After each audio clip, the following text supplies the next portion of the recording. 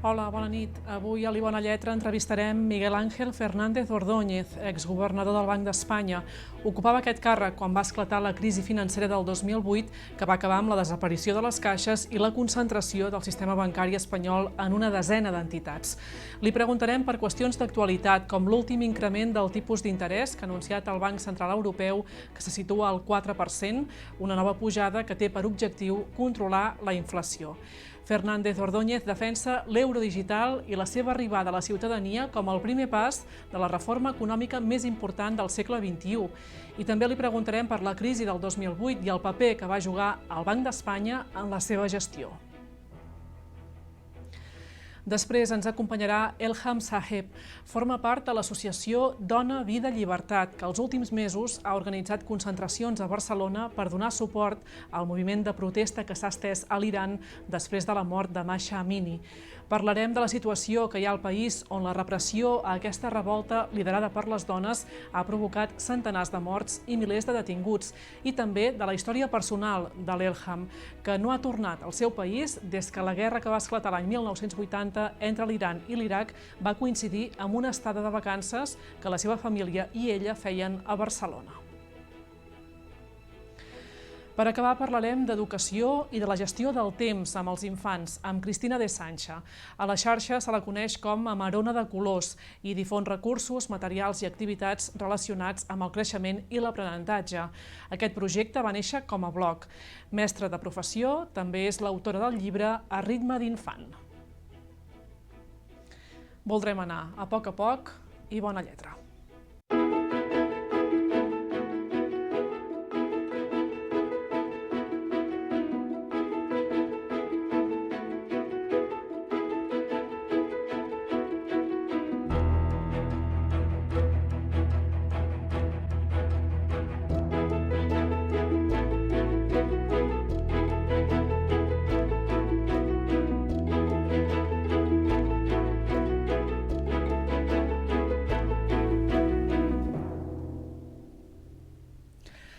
L'economista Miguel Ángel Fernández Ordóñez era el governador del Banc d'Espanya quan va esclatar la gran crisi de l'any 2008. Va ocupar el càrrec fins al 2012. També va formar part de governs de Felipe González i de José Luis Rodríguez Zapatero com a secretari d'Estat. Jubilat des de fa més d'una dècada, defensa l'euro digital i la seva arribada a la ciutadania com un pas revolucionari en l'economia del segle XXI. En parlava en un acte a Vic organitzat per la Cambra de Comerç. Abans li fèiem l'entrevista enregistrada que veurem tot seguit.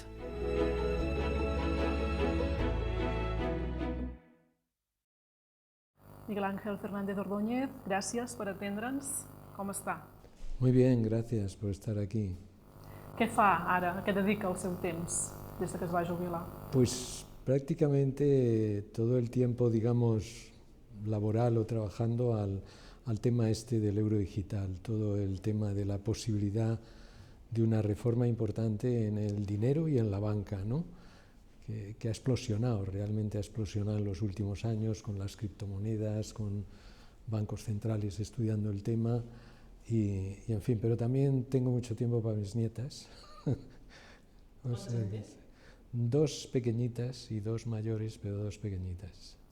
Parlarem de l'euro digital, que de fet també és el motiu pel qual avui participa en aquesta jornada aquí a Vic. Abans, però, una qüestió ben d'actualitat, que és aquest nou increment dels tipus d'interès que ha confirmat el Banc Central Europeu, fins al 4%. És la recepta adequada per combatre la inflació? Bueno, es prácticamente la única receta que se tiene ahora, ¿no? Que es tratar de enfriar la economía para poder reducir la inflación y hacerlo con los tipos de interés. Curiosamente, en esto que yo estoy estudiando, cuando tengamos el euro digital no habría por qué manipular tanto los tipos de interés, ¿no? Sino solo utilizar la cantidad de dinero. Pero ahora, como son los bancos los que crean dinero, es la forma de hacerlo. Y evidentemente la política monetaria lo que trata es de, tratando de aumentar los tipos de interés, que disminuya la demanda y que se enfríe la inflación, ¿no? Es un tema difícil porque hemos tenido muchos años en que los bancos centrales han estado inyectando cantidad de dinero al revés para tratar de animar la economía. Por tanto, el momento es difícil, pero yo creo que, vamos, por supuesto no me sé las tripas de cómo está evolucionando la economía, el crédito, etcétera, però parece razonable, parece muy razonable. I creu que ha arribat al sostre aquest increment o que encara n'hi hauran més? Perquè l'objectiu Pues depende. del Banc Central és arribar al 2% de la inflació. Sí, sobre todo que lo que quieren los bancos centrales es que ese 2% se mantenga, no que de repente se alcance o no. Y entonces depende cómo vaya reaccionando la gente, las empresas y la inflación, ¿no? Entonces, de alguna forma, es lo que va haciendo el Banco Central y los bancos centrales. Han ido subiendo, hemos conseguido ya que las expectativas de la gente, porque es lo importante, que la gente crea que la inflación ya no va a seguir subiendo y, por tanto, no esté tomando decisiones, digamos, en contra de ello, ¿no? Entonces, yo creo que es lo que han hecho. En cambio, antes de ayer, Jerome Powell lo que hizo fue no subir. Es decir, depende en la economía americana, lo que creyó es, bueno, vamos a tomarnos, ¿no?, 2 reuniones al menos para ver si la subida de tipos, que ha sido mucho mayor en Estados Unidos, hace ya efecto o no. Y esto es lo que están tratando de hacer. Ojalá acierten, porque yo sí que creo que una inflación mantenida por mucho tiempo es lo peor que nos puede pasar, ¿no? Porque descalaba absolutamente, todo el mundo pierde confianza en el dinero, se toman decisiones absurdas. Por tanto, yo creo que es muy importante que tengan éxito, ¿no?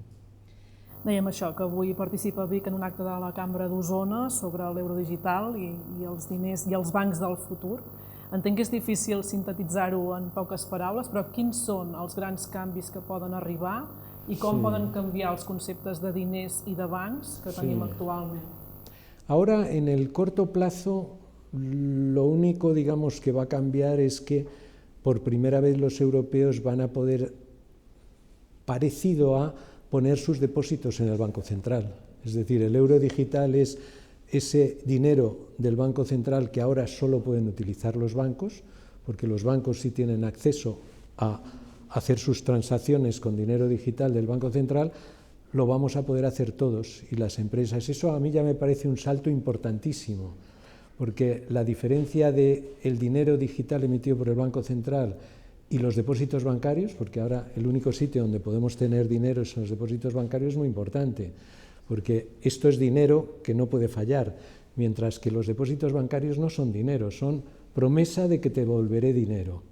Normalmente funciona, normalmente los bancos devuelven el dinero, pero como hemos visto en la gran crisis y hace 3 meses con el Credit Suisse y tal, puede ser que no puedan devolverlo. Eso no le pasa nunca al Banco Central, ¿no?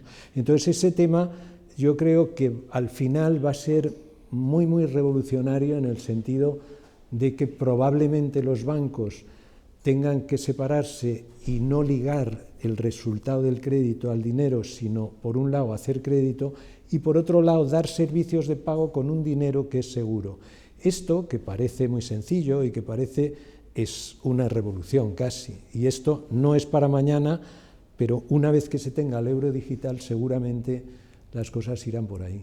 I es pot establir un termini de temps? Quan podria arribar? Bueno, depende. El banco está diciendo, por lo que yo veo, el año 25 o 26, empezar a tener un dinero, que esa es la pieza importante, que podamos colocar el dinero donde lo colocan los bancos, en el Banco Central, y no tener que colocarlo en un banco, ¿no? O no estar obligado a hacerlo. Esa es la pieza indispensable, porque luego la segunda parte es liberalizar, ¿no? Es decir, quitar todas las protecciones y privilegios que tienen los bancos y que haya competencia e innovación en el mundo de los pagos. ¿Cuándo? Usted pregunta, pues están diciendo que pueden tenerlo el 25 o el 26, pero insisto, eso es solo un primer paso. Luego habrá que seguir dando pasos de liberalizar y dejar que la gente pueda decidir lo que sea y no los bancos, digamos, a través del dinero que se coloca ahí. Aquest sistema seria totalment desregularitzat. Això Bueno, és un canvi molt important. no desregularizar, yo utilizo siempre la palabra en todas las liberalizaciones re-regular. Es decir, hay regulaciones que son malas, en este caso que nos obligan a usar un dinero que entra en crisis, y eso no es bueno para nadie porque tenemos crisis grandes y tenemos problemas y tenemos un Estado que está protegiendo enormemente a los bancos, el seguro de depósitos, la financiación, etcétera y tal, y por tanto abrir eso a todo el mundo y que el consumidor pueda decidir qué empresa de pagos le da y a quién da el crédito, esa parte. Pero casi todos los mercados necesitan regulación para aspectos que el mercado no resuelve, que son proteger al consumidor, transparencia, evitar los fraudes, es decir, tiene que haber una serie de regulaciones, bueno, como en la alimentación, dejamos la distribución a las tiendas, los supermercados y tal, pero decimos qué es, cómo tienen que no meter cosas dañinas en las latas, etcétera, etcétera. Es decir, la regulación siempre, la regulación mala es la que le dice a los ciudadanos, tú no puedes elegir esto, o a los empresarios, tú tienes que hacer lo que yo te diga, ¿no? Esa es la que es importante liberalizar, pero la otra, la de protección al inversor, al usuario, esa no solo hay que mantenerla, sino quizás reforzarla, ¿no? Aquests canvis evitarien una crisi com la de l'any 2008? Sí, evidentemente, porque la ventaja del dinero emitido por el Banco Central, eso se ve muy bien, por ejemplo, en el dinero físico. Nosotros, el dinero era sobre todo físico en el siglo XIX, es decir, billetes, ¿no? Aparte de las monedas, billetes. Entonces, en Inglaterra, en Estados Unidos, la mayoría del dinero eran billetes de los bancos que prometían pagar un dinero, y eran billetes de tantas libras o de tanto, ¿no? ¿Y qué sucedió? Que se veía que los bancos entraban en bancarrotas y se decidió prohibir a los bancos y que el Banco Central emitiera el dinero, solo el Banco Central, físico. Eso es como estamos ahora en todo el mundo. Ahora en todo el mundo el dinero físico es emitido por el Banco Central, son los billetes de euros. No ha habido crisis, nunca va uno y coge el billete y de repente anda, lo que ponía 100 ahora vale 50. En cambio en un depósito sí. Cuando uno tenía 1000 puede tener 500. Por tanto, por definición, el dinero del Banco Central no puede entrar en crisis. Por tanto, las crisis que llamamos bancarias desaparecerían. ¿Por qué? Porque el crédito se daría al margen de los pagos, al margen del dinero. Y cuando se separa, puede haber crisis financieras y crisis económicas. Siempre que uno arriesga, hay crisis, pero no destruyan el sistema de pagos. No nos llevan a esas crisis que vivimos, que lo que hacen es destrozar un país. El que se ha metido en arriesgar el dinero, en dar el crédito, si gana, gana, y si pierde, pierde. Pero ahora lo malo es que si los bancos pierden porque se han equivocado, perdemos todos. L'any 2008, José Luis Rodríguez Zapatero, el president del govern de llavors, presumia que Espanya tenia el sistema bancari més sòlid del món. Realment hi havia aquesta percepció? La situació es va degradar en tan poc temps per arribar als rescats i a les fusions? Yo creo que eso fue una primera impresión en quien no estaba en el día a día, porque fue verdad que la primera parte muy corta de la crisis se debió a activos tóxicos, todas las subprime, las hipotecas de la gente sin dinero en Estados Unidos, una serie de productos raros, los CDOs, etcétera, y en los bancos españoles no tenían eso. ¿Qué pasa? Que sí tenían otras cosas que no se les llamaba productos tóxicos, que eran hipotecas a precios disparatados, etcétera, antes de cayera y tal. Entonces, y yo diría que en ese momento es verdad que aquello no afectó a los bancos, pero vamos, fueron meses, o sea, fueron meses porque en la primavera del año 2009, esto es en septiembre, pues tenemos el problema de la primera caja, que fue la caja de Castilla-La Mancha, o sea que esa visión en el que la tuviera lo vio poco tiempo, ¿no? I el Banc d'Espanya va complir llavors amb el paper de supervisió que li corresponia? Bueno, ahora España ha cedido la supervisión a un mecanismo único de supervisión europeo.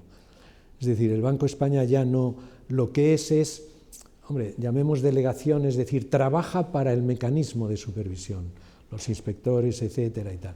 Quiero decir, para todos los bancos, a lo mejor para una cajita pequeña o una crédito unión, pero los bancos ya están supervisados por Europa, por el mecanismo único de supervisión, y los bancos nacionales, el de España, el de Francia y tal, lo que hacen es mucho trabajo que les pide de alguna forma el mecanismo de supervisión, o sea, se sigue trabajando en ello, pero el que decide es el mecanismo único de supervisión, no decide el Banco de España.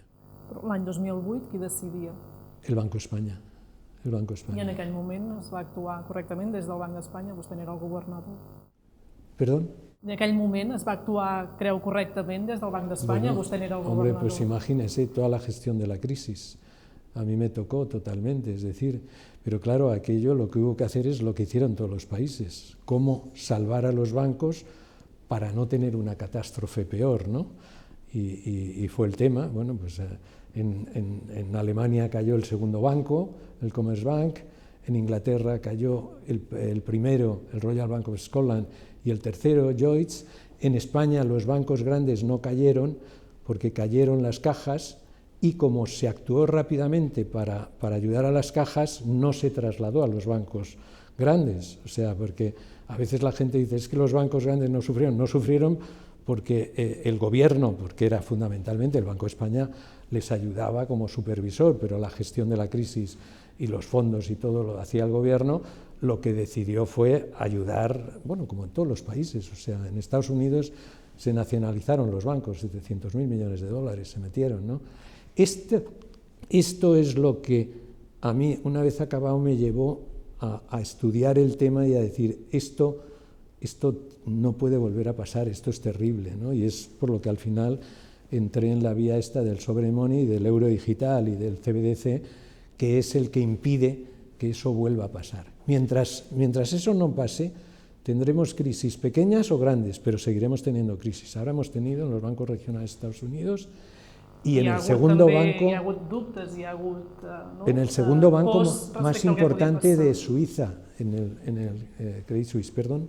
Dic que això ha generat dubtes i pors i Sí, s'ha dit que si es podia tornar a una situació com la del 2008. el problema es que a lo largo de siglo y medio, yo creo que hemos ido reaccionando mal con los bancos. Los bancos que ahora tienen problemas, vamos a protegerles más, vamos a asegurarles los depósitos, vamos a darles financiación, vamos a aprobar una regulación que impida que toman riesgos, ¿no? Toda la regulación prudencial, Basilea II, Basilea III, ¿no? Y en mi opinión hay algo más sencillo. En vez de tener un activo que es frágil, inseguro, como los depósitos bancarios, y tener que ayudarle cuando fracasa, haga usted lo que ha hecho con el dinero físico, que el dinero lo emita el Banco Central, el dinero digital, no lo emitan los bancos. Otra cosa es que los servicios de pago, los servicios de crédito, todo lo que no es el dinero, sino la relación con los clientes, se liberalice y lo puedan hacer empresas privadas, pero no solo bancos, sino empresas de todo tipo, y que compitan y que el cliente escoja lo mejor, ¿no? Pero el dinero, yo creo que es lo que se está viendo por alguno, si es público tiene muchas ventajas. O sea, es que a veces lo público tiene ventajas, ¿no? Si tuviéramos ejércitos, pues vamos a tener 15 ejércitos. Hombre, es mejor tener uno, porque imagínese usted el lío de tener 15 ejércitos privados, ¿no? Defendiéndonos, ¿no?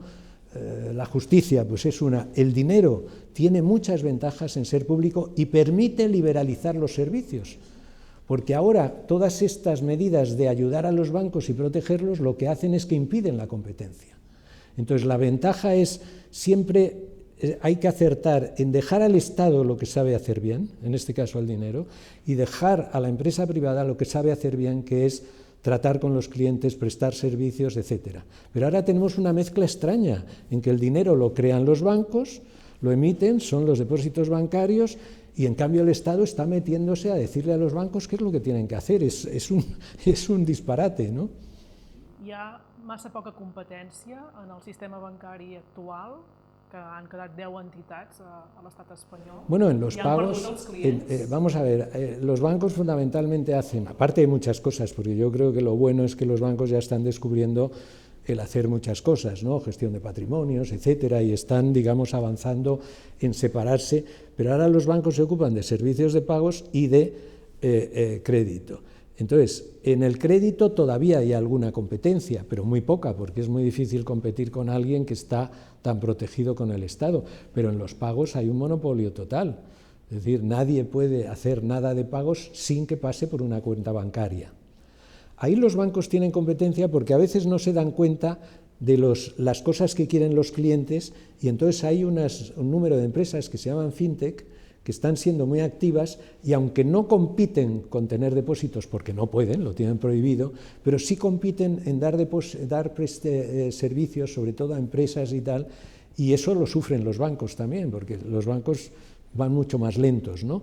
Y entonces sufren esa competencia también ellos, ¿no? Porque, bueno, pues eso es un fenómeno relativamente reciente, pero que existe.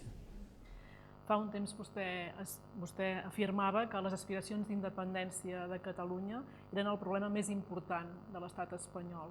¿Ho continúa pensant? Hombre, yo creo que lo fue. Yo creo que ahora, afortunadamente, las cosas yo creo que están yendo por otro camino, ¿no?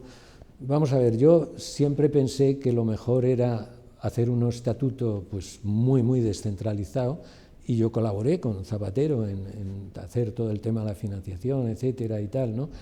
Pero yo creo que la independencia es algo que es malo, ¿no? Ahora, todo lo que sea mayor descentralización, mayor federalización y tal, a mí eso sí me parece bueno. Los países que funcionan mejor, muchos países que funcionan bien, Alemania, Suiza, Estados Unidos hasta hace poco, pero funciona bastante bien, ¿no? Son países muy descentralizados. Yo creo que la descentralización del poder es buenísima. L'estat espanyol s'hauria de descentralitzar més? Sí, porque es que la independencia, mira, la independencia yo lo miro como un tema de centralización. Es decir, nosotros a lo largo de estos años de la transición, de un Estado franquista que dominaba todo el territorio, lo hemos desgajado quitándole poder hacia Europa y quitándole poder hacia las comunidades autónomas. Y entonces ahora los políticos están pues como en tres partes, ¿no? El problema de la independencia de Cataluña es que volvemos a unir el Estado con no hay descentralización, con la comunidad autónoma. Entonces tiene mucho más poder y es mucho mejor tener poder separado. Es decir, es una reconstrucción un poquito del Estado franquista. A mí eso es lo que no me gusta de la independencia, porque se llama independencia, pero no es independencia. Lo que estamos haciendo es dar más poder a unos políticos. Mientras que si distribuimos el poder, que es lo bueno de la descentralización, Europa, el Estado español, cada vez más reducido, pero muy bien, las comunidades autónomas, incluso los ayuntamientos, que han tenido un peso fantástico en todo el fenómeno este de descentralización y de difusión del poder, ¿no? L'última, el dia 23 de juliol hi ha eleccions al Congrés i al Senat, que Pedro Sánchez ha convocat després dels mals resultats del PSOE a les eleccions municipals. Què creu que passarà el 23 de juliol? Bueno, eso lea usted las encuestas, o sea, ¿no? Pues va a ganar el PP y va a tener que gobernar con Vox. Eso es lo que nos dicen, ¿no? Pero vamos, y es lo que estamos viendo, ¿no? Pero en eso yo no tengo ninguna capacidad predictiva mejor que la de las empresas de encuestas, ¿no? No sé lo que passarà. I un escenari amb un govern de PP i Vox a l'estat espanyol, on podria portar? Bueno, habrá que ver, ¿no? Depende de las personas, depende. Yo, por ejemplo, en el campo económico que he vivido, si mira uno los ministros de Economía que ha habido del PP, pues casi todos han sido, yo creo, bastante razonables, ¿no? Es decir, liberalizadores, con un foco en Europa, todos. Quiero decir que casi, pues Rato, Solbes, Boyer, Nadia Calviño, etcétera, han tenido no han sido, digamos, ministros de otros temas donde se han separado muchísimo, ¿no? Hay diferencias, evidentemente, ¿no? Y todos han hecho, pues como todos hacemos en la vida, ¿no? Algunas cosas bien y otras mal, ¿no? Pero... Li agraïm molt que ens hagi atès avui. Gràcies. Gracias a ustedes. Gracias.